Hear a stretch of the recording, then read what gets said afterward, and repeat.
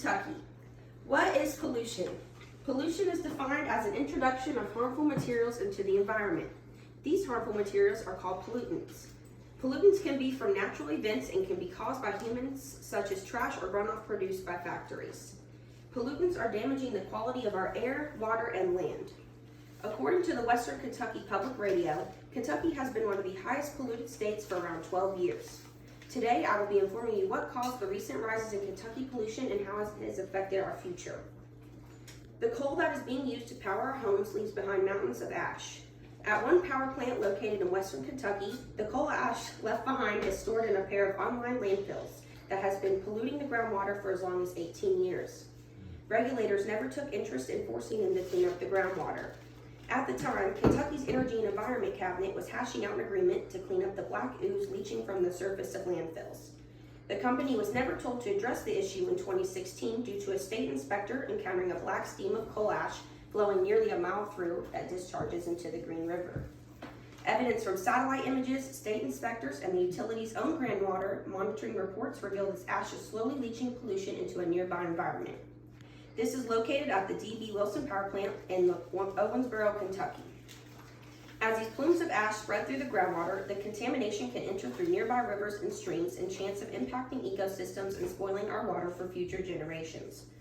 Thomas Kumar, an Earth Justice attorney, said, "The Wilson site has very significant levels of arsenic and other coal ash contamination that will not stay home near the site and will travel over time." According to an analysis released by the Nature Resources Defense Council, residents of Kentucky are being exposed to more toxic air pollution from coal-burning power plants than any other state.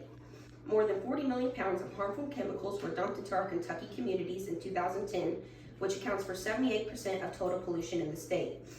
Kentucky for the Commonwealth displays that 3 of the 10 dirtiest power plants in the nation operate in Kentucky. These 3 are TVA in Muhlenberg County, the Big Sandy Plant in Lawrence County, run by American Electric Power, and the Mill Creek plant operated by Louisville Gas and Electric. State legislators have failed to enact any meaningful laws to protect the public from this toxic air pollution. The 3 largest points of bringing pollution through Kentucky is important to know and understanding your surroundings.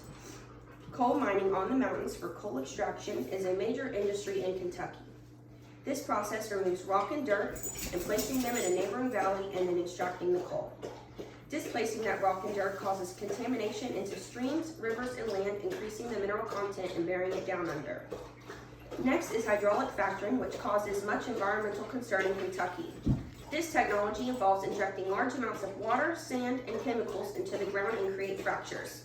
This allows gas and other fluids to flow without obstruction and pump to the surface. The third point is non-point source pollution, which is the most significant cause of contaminated water in Kentucky. According to the Kentucky Department of Environmental Protection, this type of pollution involves the movement of rain or snowmelt over and through the ground, where it transports pollutants such as chemicals from agriculture and lawn care. In conclusion, pollution is affecting our everyday health and continues to rise every day. Kentucky is flooded with pollution and will continue to rise with the production of toxic power plants, polluted Kentucky groundwaters, and other factors affecting, such as coal mining, hydraulic fracturing, and non-point source pollution. It is important to know that we have qualified people to continue to research Kentucky's qualities of water and air and how it's being diminished by pollution. That's it.